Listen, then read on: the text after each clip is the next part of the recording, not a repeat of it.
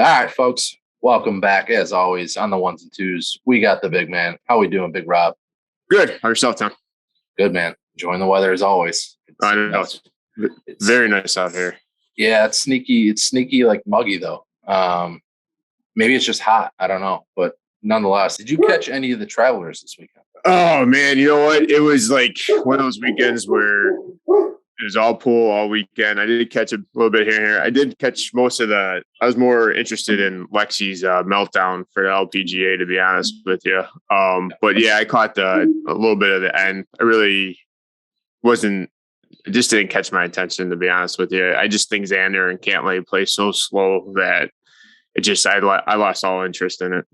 Yeah, I caught the end. I didn't see much of it. The Lexi Meltdown, dude, that's got to be.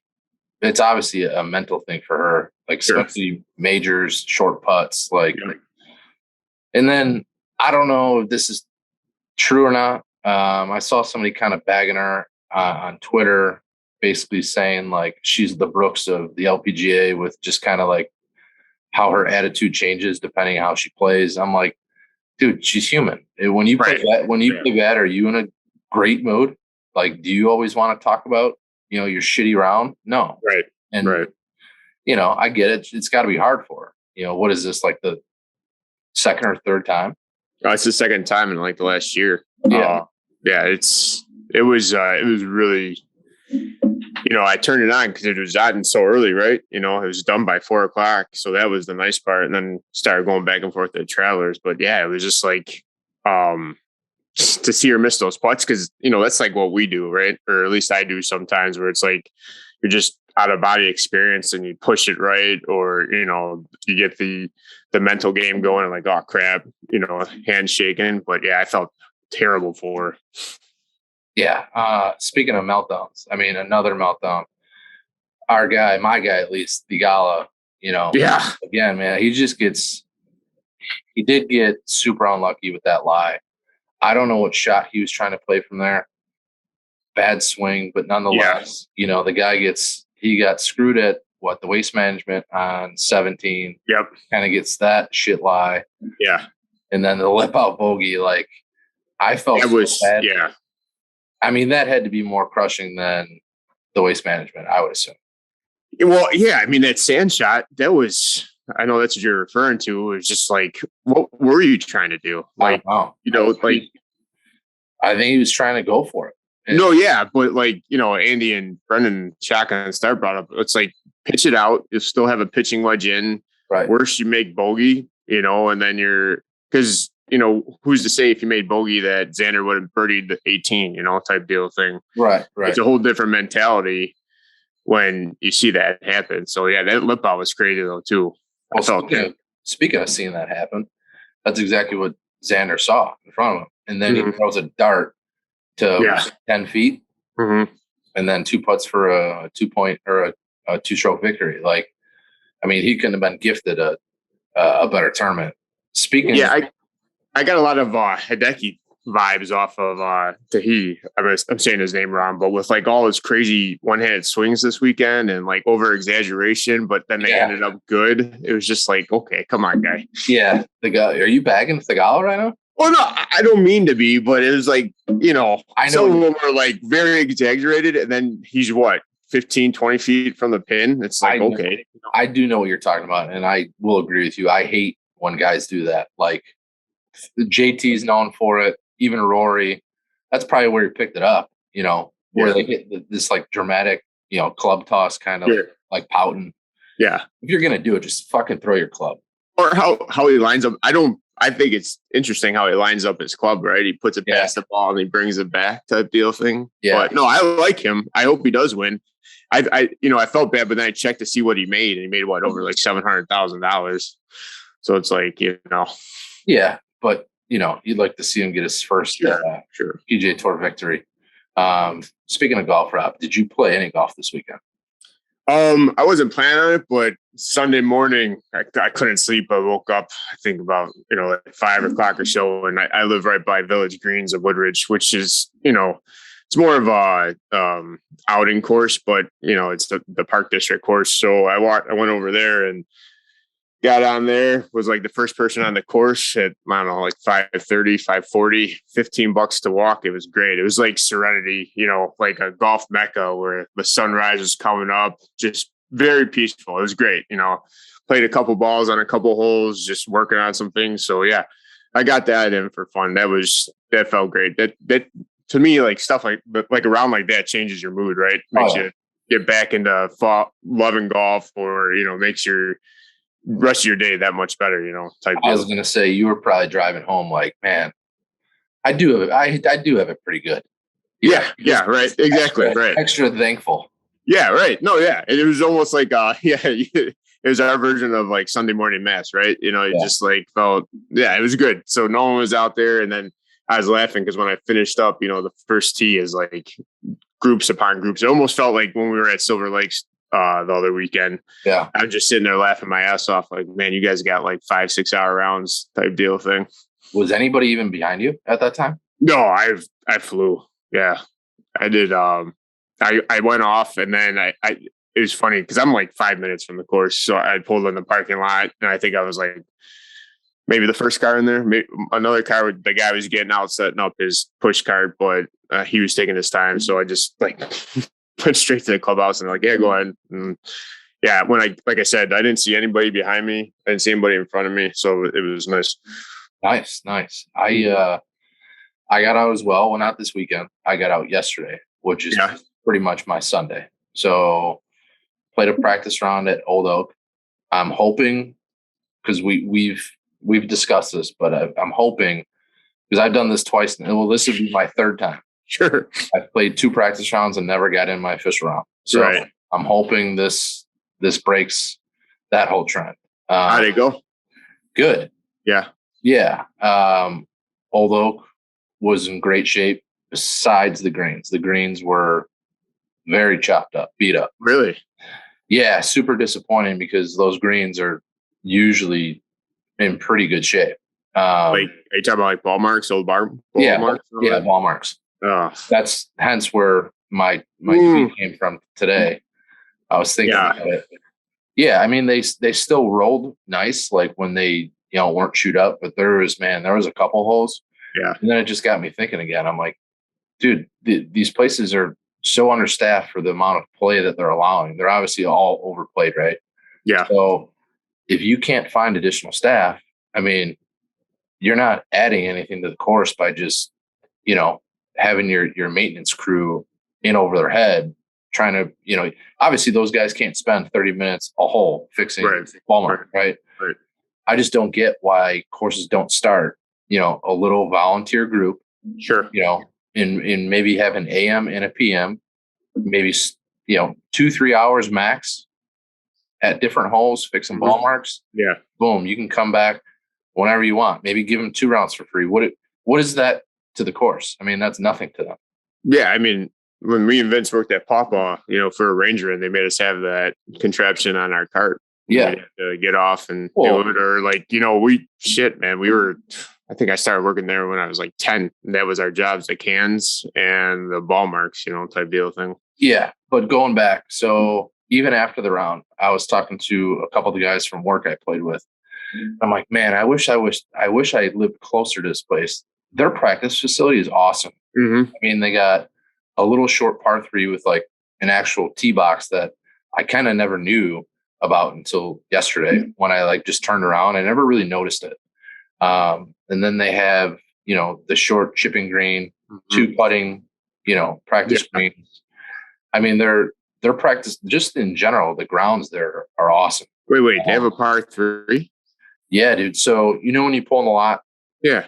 Actually, this is a better description. You know where the 18th hole is? Yeah.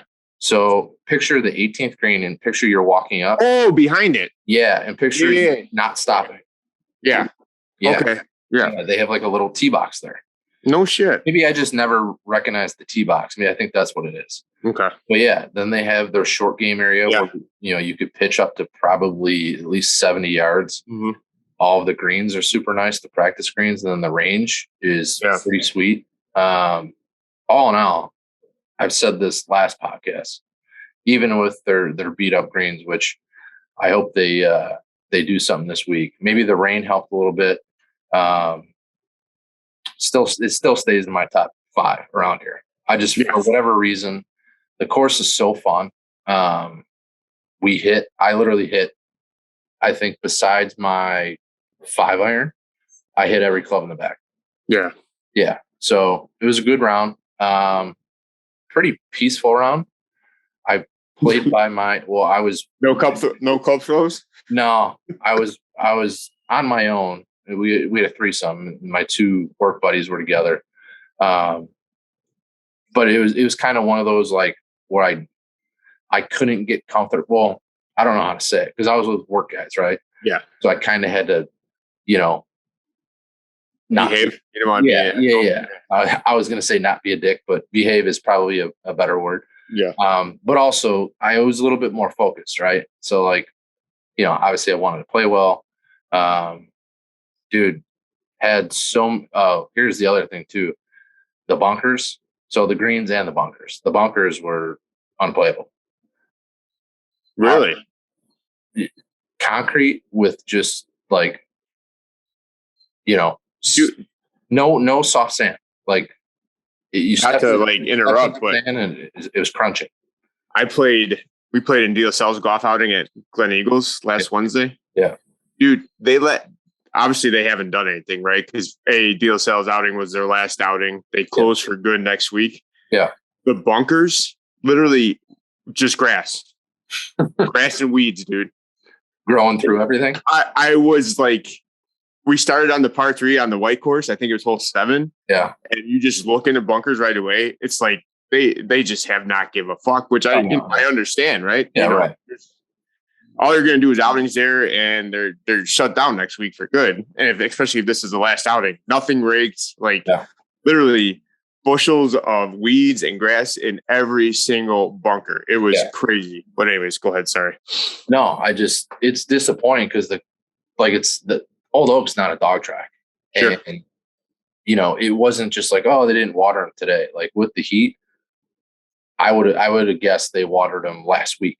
Like that's how they were crunchy, hard. You couldn't, if I threw a ball as hard as I could into the sand, it would have like just bounced and then trickled. Like it wasn't soft, right? Hard as a rock.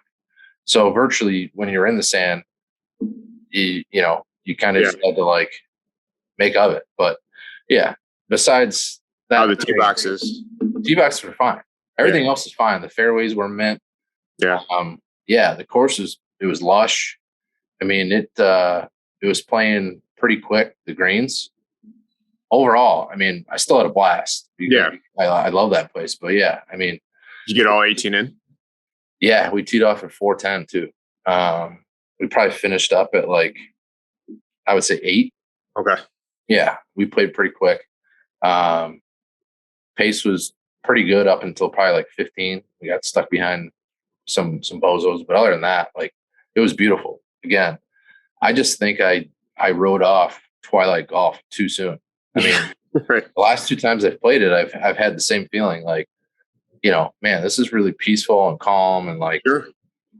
Or maybe because it's at the end of the day, so I'm not rushing to like get back home. I don't know if that's taken into account at all.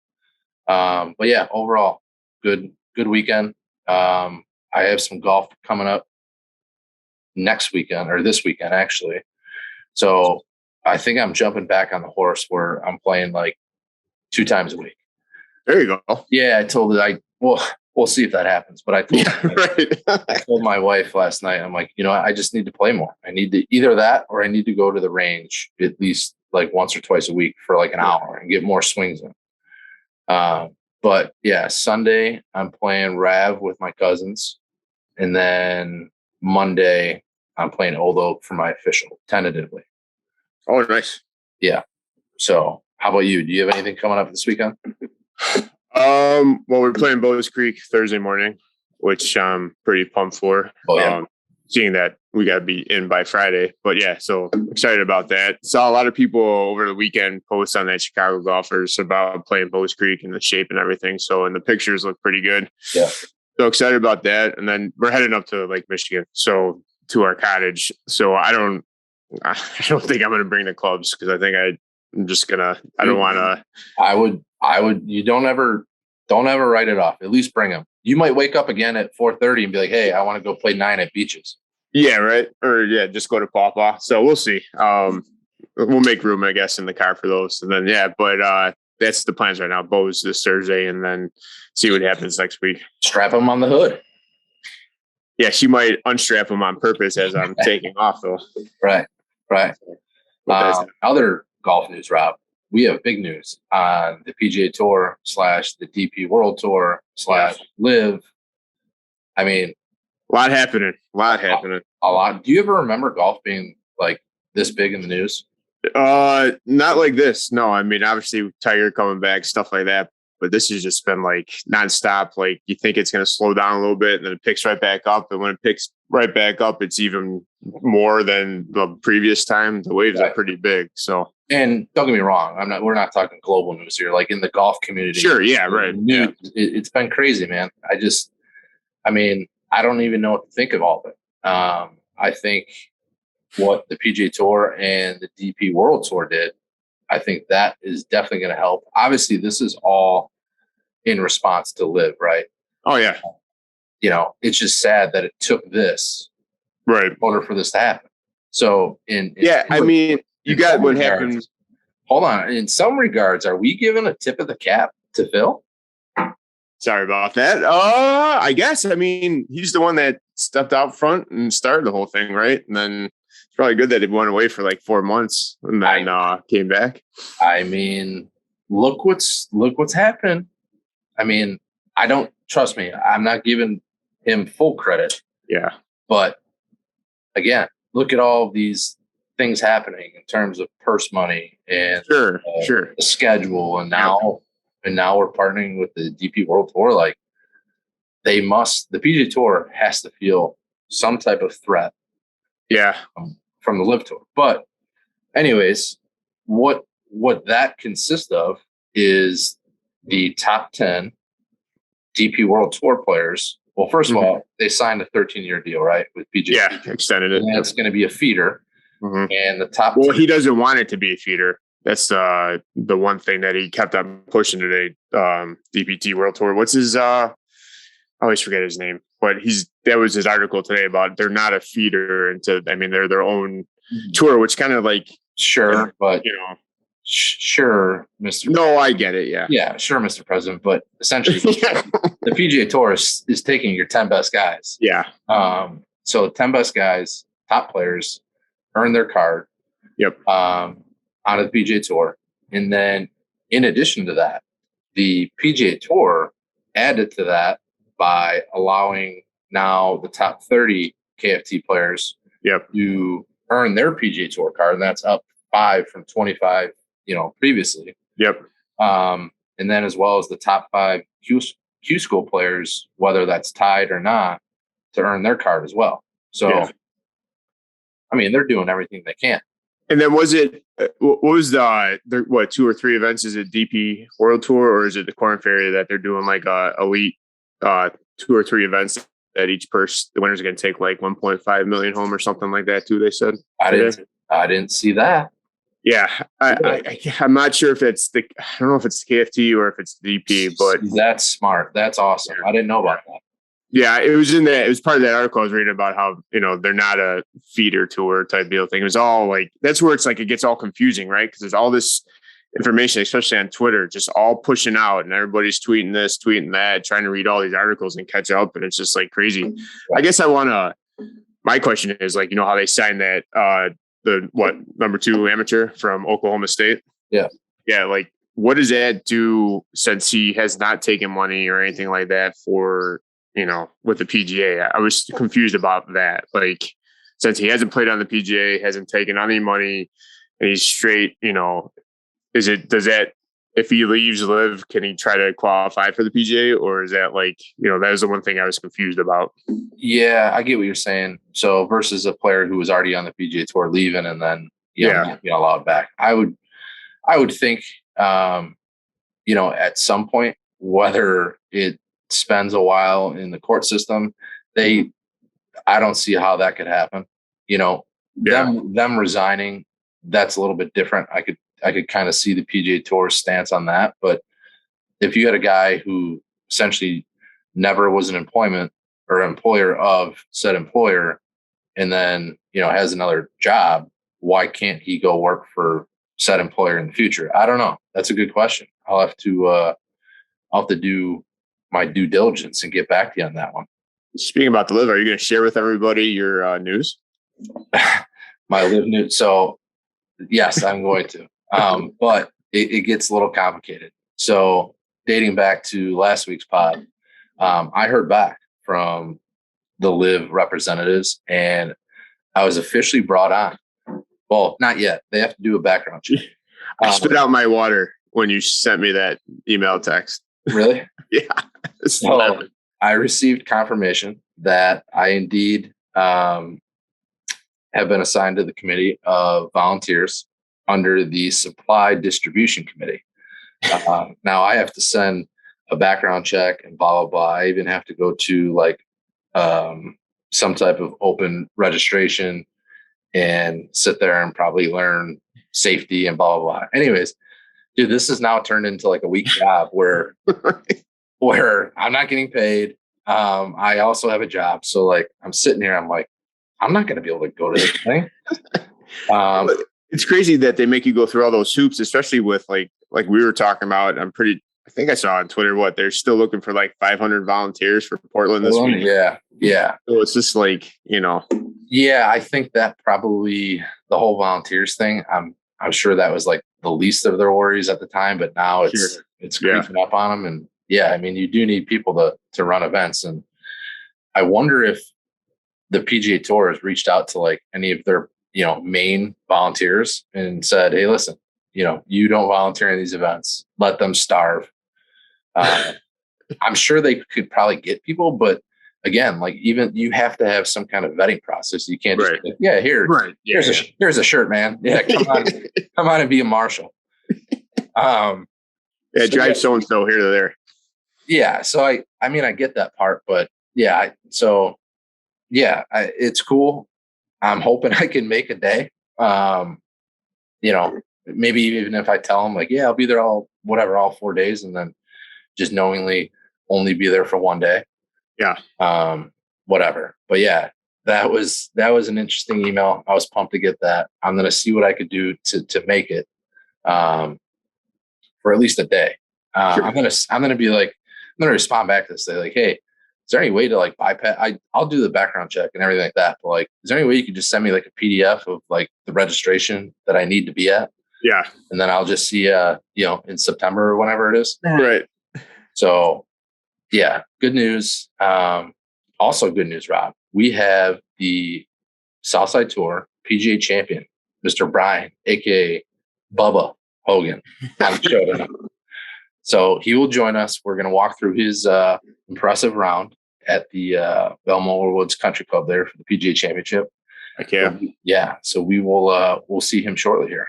All right, folks. We are back with the PGA, the Southside Tour PGA Championship, Mr. Brian Bubba Hogan. What's up there, Bubs? What's up there, Bub? Hey, Bub. How about that round? Two-time PGA champion?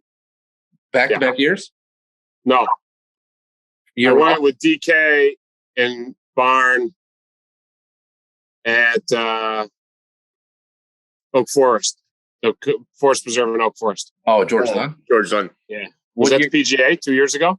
Was that 2 years ago or the first year? 2 years ago? No, we played George Dunn 2 years ago. Okay. Yeah. 2 years ago. Hell yeah. Yeah. Two-time. There you go. Well, both super tough tracks.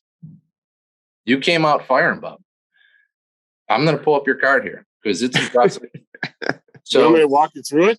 Yeah, oh yeah, absolutely. I'll walk you through it, Pete.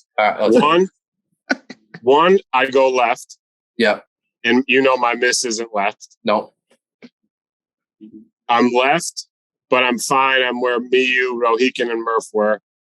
I throw a low 3-iron out to like 152 and kick in birdie. Two. Let's. What did you say? Let's go. No, I was already sweating.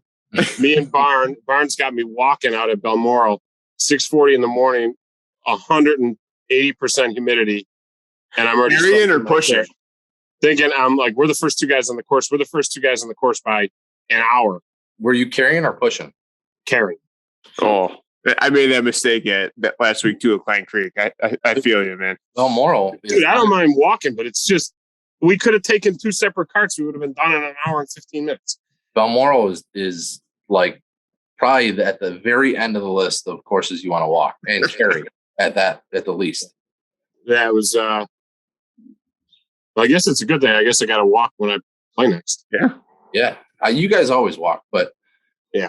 So then you come out and, well, no. I'm looking at net. Hold on. I'll tell you, this is where I thought things went south. All right. What do I do on 2? Put it in the water? Throw it in the water. Left. What do I got? I got like 198 home, rough, because I take my water drop. Yeah. I got 198 home in the rough from behind that creek. Oh, yeah. You know what I'm saying? Oh, yeah. You're deep. Deep. Would you throw it to 5 feet? 1.5 feet. Oh. No. Another kick. I hit a 6 iron. It's the longest 6 iron I ever hit. Hit a 6 iron, kick in, par, save on 2. Oh, good day. It's a good day. Okay. So then I'm like, oh shit, what am I going to do on 3? Because we got the chute coming out on the par 5. Yep. So I adjust my feet a little bit and I go right, but not bad right. I'm just in the right rough. 3. I mean, I got to stop right there. TC came over the night before. Oh boy. Oh yeah. TC came over the night before, drove his family in from Florida, said, can I stop by for a garage beer? I said, sure. He got here. He said, pour me a bourbon. Just drove his family up from Florida. So we talked, we had 3 beers, and he said, leave the driver at home.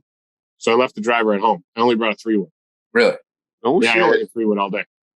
So I guess I should start with that. But so 3 in the right rough. I go 3-wood, 56, back of the green, 2-putt par. In the meantime, I'm sweating through my shirt.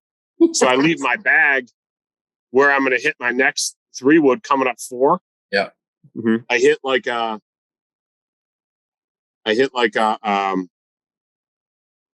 don't know, probably a 95-yard worm brain 3-wood. So you had to hold. But I hit it so short, I got 275 left or something. So I go 3-wood, and then I'm in front of the green. I chili dipped 1, and I think I ended up making bogey. Did I make a bogey or double on 3 or 4? On 3, on 4 bogey. Yeah.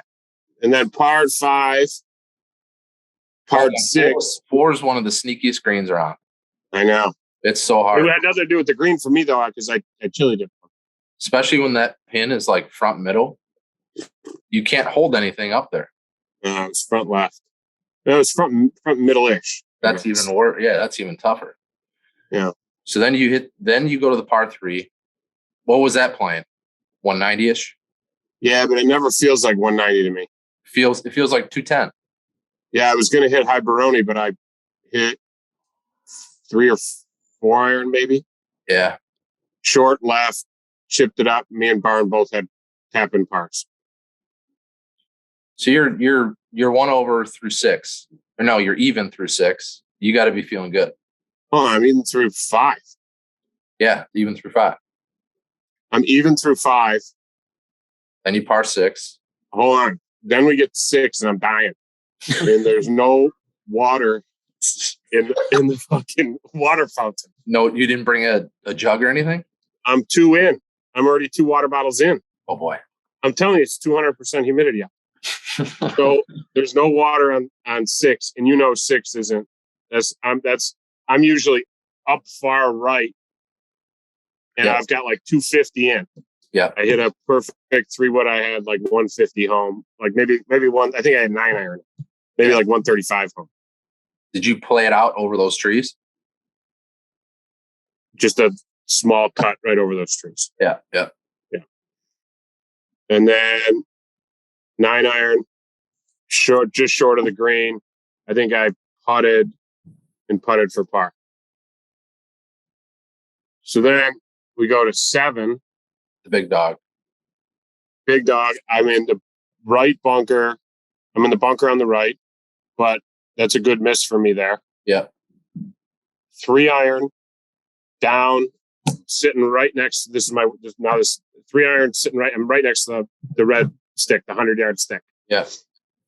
I got a 56 in my hand, and I scooped it. I luckily got over the water, but I had such a terrible lie that I had to hack at something. I didn't even get out. I advanced it like 3 yards. Then I chipped it over the green. Just took a shitty double. Yeah. That was the only shot of the day that I wish I had back. So yeah, I was sitting at 102 and took a 7. Yeah. That's rough, but I mean, hey, your confidence is still high. So you're like, okay, I know you're talking to yourself. Hey, bub, don't let it bother you. You just, even through 6. We're good now, and we're heading into 2 over through 7. Yeah, we got a stock 8-iron coming up. Yeah, stock 8. I'm in the right fringe, pins, middle, and I think I 3-putted. Well, I 3-putted from the right fringe. I think I've got 2 putts on my card, but I made a 4. Whatever. Yeah, right. Then 9 is dogleg right, short par 5. Yep. I'm next to the green in 2, a perfect cut. Next to the green in 2, chipped past the hole. I think I need to start carrying a 60 because I couldn't get anything like up and down without like running out. But chip past it, 2-putted back for par. It's a good par. If you don't put the driver back in, you can have your 60. Yeah. If I don't put the driver back in, I can have a 60. Good point. Yeah, I can't have a 60. Then 10. So great front. You're 3 over. Isn't that a crazy front? What is the front? Like 38? Yeah, but 38. But you came back from, a double, and then ended the front with a good par. And then you had 3 over on the front. Right, you head into the back 3 over. You got to be feeling good. Feeling good. Feeling great. Yeah, water. These are my worst 3 holes. I don't like these 3 holes. But I hit perfect drive on 10 for me, and it just kind of went through into the rough, and I had this branch. Yeah, 10's another hole that doesn't.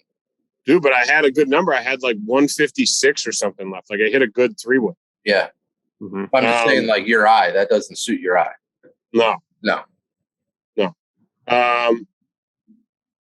So I'm standing over this, and I'm going to play like a low thing. And out of nowhere, like I've addressed my ball, and I get a gust that moves the branch. I swear to God. So I hurry up and I whack at this thing, and Barnes laughing at me and shit. And then he goes, that was a terrible swing. But I rolled it up. I think I made double on 10. Yeah. Are you looking at my card? Yeah, double on 10. I made double on 10. So the wind helped me. I rushed it. I whacked it. And then again with the 60, like if I had a 60, I felt like I could stop something, but I like hit up high 56 trying to land it and stop it, and I couldn't stop it. And then so that was 1, 2, 3. That green's kind of hard. Yeah, 4, 5, 6. I think I had a shitty first putt. I think I 3-putted it. Yeah, that green is severe right to left. That green is sneaky hard too. Yeah. So then you go to the par 3. What was that plan? I hit high Baroni into it. Really? High Baroni? Never hit that green before. I think the number was like 185, 188. And Middle or like back left. I was 10-foot birdie putt pin high. Just a nice smooth high Baroni, and that was the first time I ever hit that green. Yeah. 2-putted for par. It's a great par there. And then we got the par 5 coming back. And this one doesn't suit my eye because that big ass oak is right in the middle of my cut. Yep. I hit it over the oak right into position A.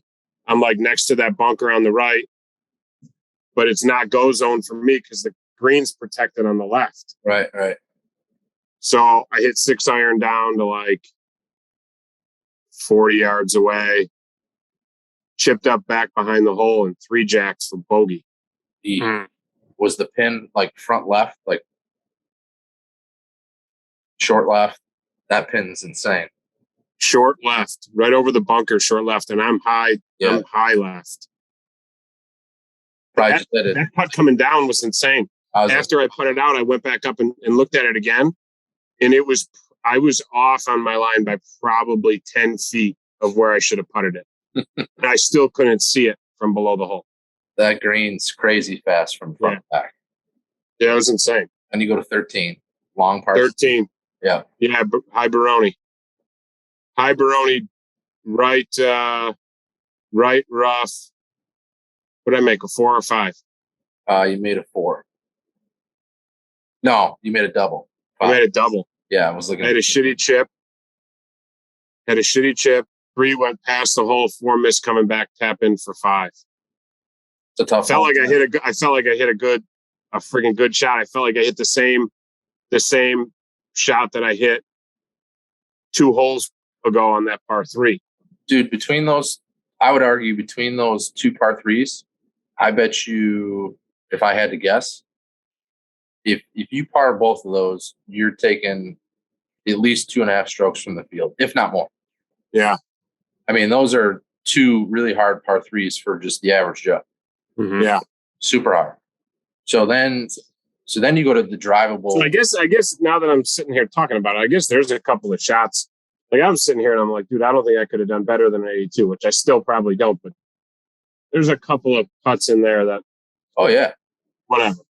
Right. I thought it was just that 56 in my hand downhill from 100. That was the one that was pissing me off. But so then I go to the easy par 4, 14, which is perfect for me.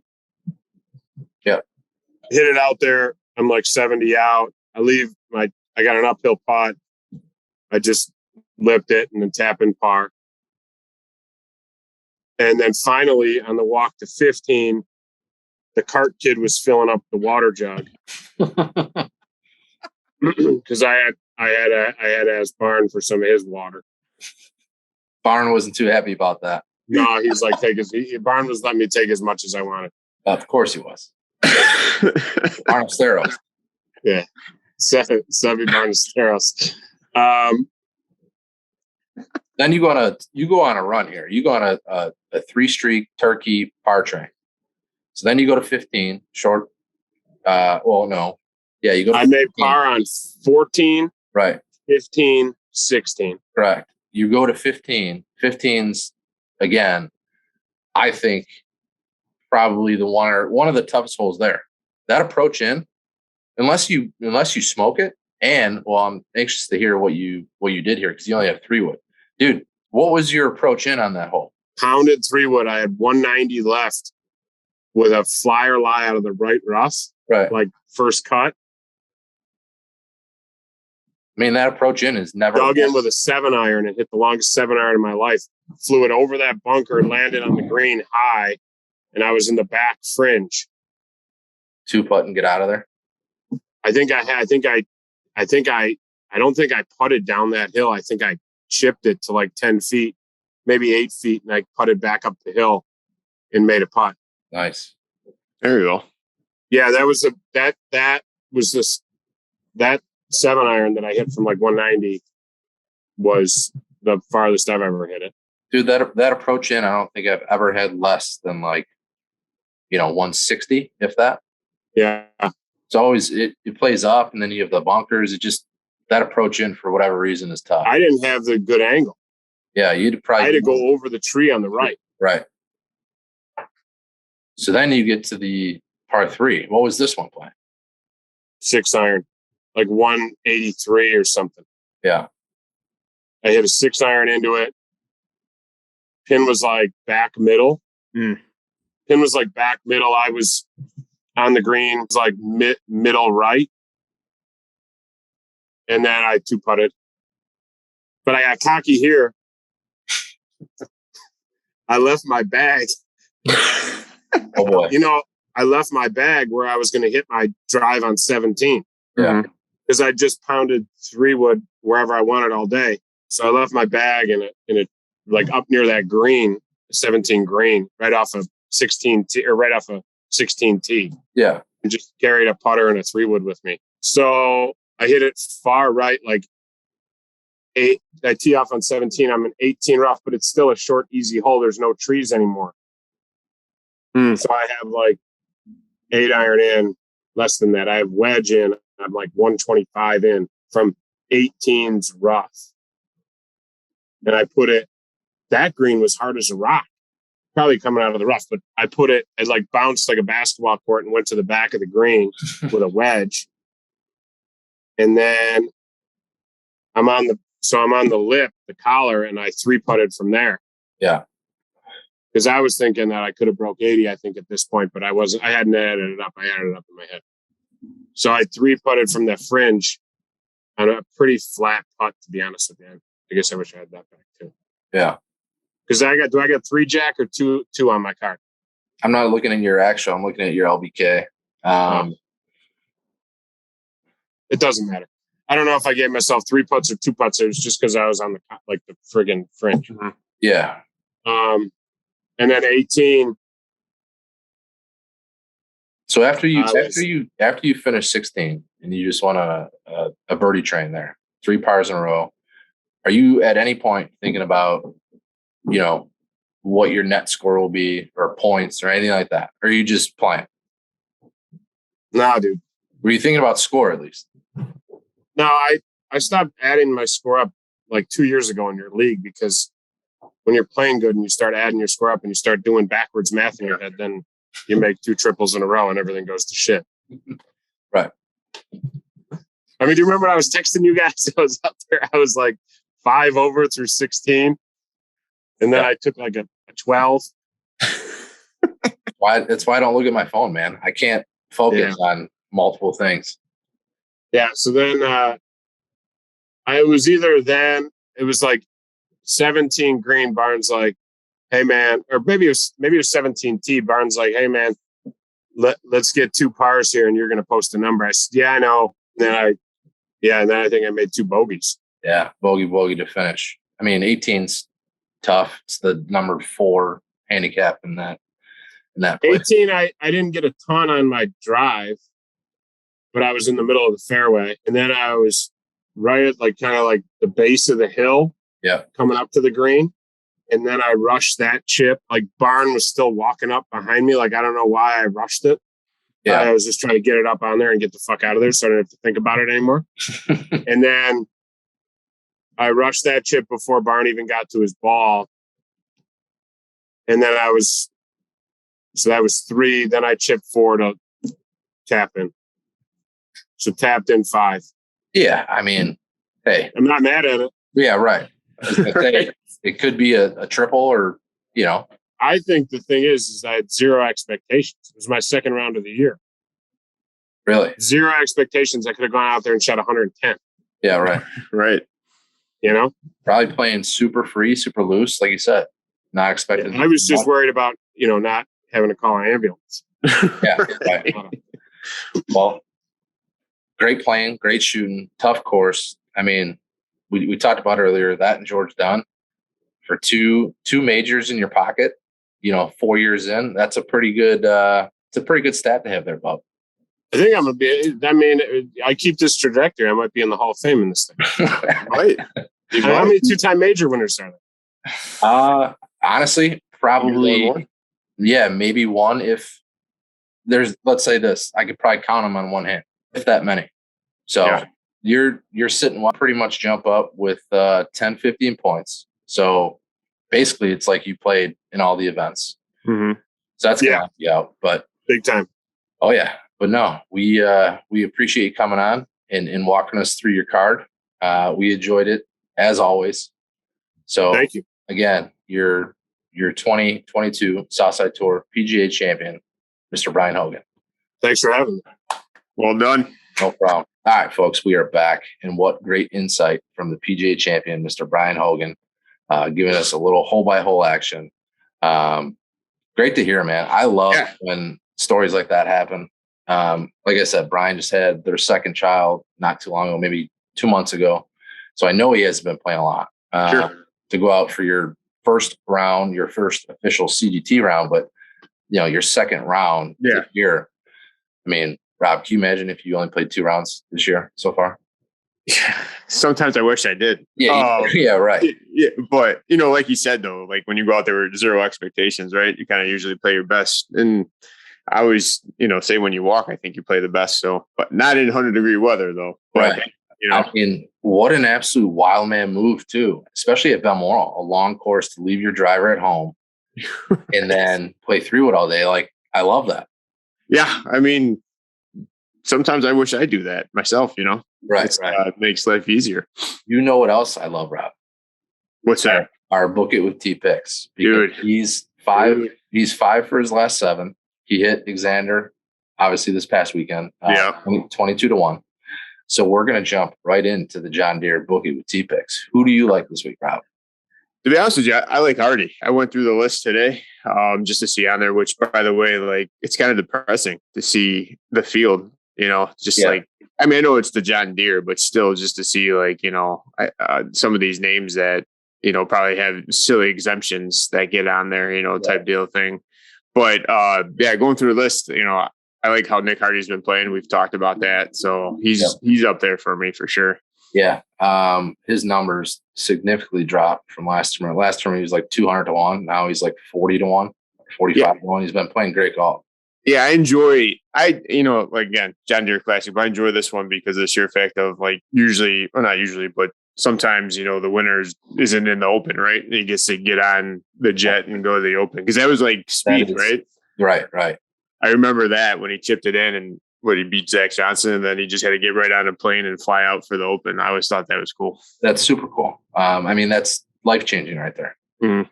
All right, let's jump right into the picks. T's got Wu as his long shot, 150-1. Lebiota, 80-1. Davis, 45-1. Day, 35-1. And McCarthy is T's favorite to win the John Deere Classic, and you could book it with T. Honestly, I like the Day pick. I like McCarthy. Yeah, I kind of like both. I like Davis too. Davis has been playing really well. Mm-hmm. He's kind of right around the corner. Day, I could definitely see just because it's a weak field and he's been playing well as of late. So I could definitely see this maybe being a kickstart to his newfound career. Again, T's 5 of his last 7. You would be an idiot not to take at least somebody on that list. The guy's on absolute fire. But Rob, we're going to dive right in to the top 3. Are you ready for the top? I'm ready. I want to know your top 3 favorite current live players at the moment. And that could be, hold on, I'll give you a little option here. Okay. It could either be your 3 favorite or your least 3 favorite. Oh, God. Man, I just can't stand Sergio. So he's, definitely one of my least favorite. You'd have to be in the 3-hole. I just laughed today. It would have to be Patrick Reed, number 2, with least favorite because he's wearing that stupid live golf hat on in that presser. And I don't know. I mean, I listened to the presser today. Like those are the 2 people that I can't stand on it. But like, I don't like to like. I'll do my favorite, I think, on it right now is just seeing the mental side of it is like Wolf. Like his explanation of it was kind of, it was kind of hypocritical, but at the same time, it's like, he's probably, when you're in a slump, right? You get in that mental slump and you shoot bad and you got to keep on playing week after week after week and you can't get out of it. Right. I'm not condoning him going to live, but I see where his point is, where it's like, if I could take some time off between events and get right, with less pressure type deal thing. So that, and he likes the team aspect. I did see that about like how he loved playing college golf, right? Because of him with this team. Yeah. Right. How about you? I would say today was a perfect picture. Put that whole entire presser Oh yeah. in my lineup, and you could probably go honestly either way. Starting with Bryson at 3 or 1, and then working your way left to right or right to left. Just I would say those are my 3 favorite, because I just, those guys, besides like Bryson, I mean, Patrick Reed is just like a villain. Brooks is just a whatever bro. And, but the thing is, like, nobody wants to come out and say it at all. Yeah. Bryson, I could see him kind of being in it for multiple reasons, but obviously, I think Reed and Brooks, I think their decision was pretty easy, but they're also bozos too. Like, some of the stuff they say is just like, Jesus, did anybody give you any type of, advice coming into any of these pressers? I mean, Brooks is terrible at it. Terrible. Like, he's just like a wishwasher, like hypocritical, like, PGA lets me make my own schedule, right? And now he's saying they don't today, and that he gets to make his own schedule with the Live. And it's just like, how much do you believe that they made the decision after the U.S. Open to go? Oh, not a chance. I can't believe you didn't said that. Like, he didn't talk to him until, like, I think No Laying Up had the timeline. Like, you're telling me they talked to you on Monday of last week, and then you made your decision Monday night already, type deal thing. I do. Did they ever say his number? No, I don't think so. I would be very curious what his number is. I bet you it's north of Bryson. You think he made more than DJ? Maybe not DJ. Yeah, I would say ballpark. Yeah, but I don't think he has the ego for Bryson making more than him. So you got ego. What about Gooch's stupid tweet? Basically saying he's the Tiger Woods of it's just like, come on. Yeah, I mean, it's terrible. If anything, he should be saying Phil. I mean, it goes back to your Phil comment. Yeah, for sure. Opposed to crediting himself for making more guys money. Like, that was an idiotic thing to say, but nevertheless, Rob, great episode, packed episode. Yeah. Also, Rob, a reminder, North and West Side Tour. Scores are due by Friday, 9 p.m. So make sure to get those in. But as always, Rob, we will see you in the fairway. See you in the fairway, Tom. See you, buddy.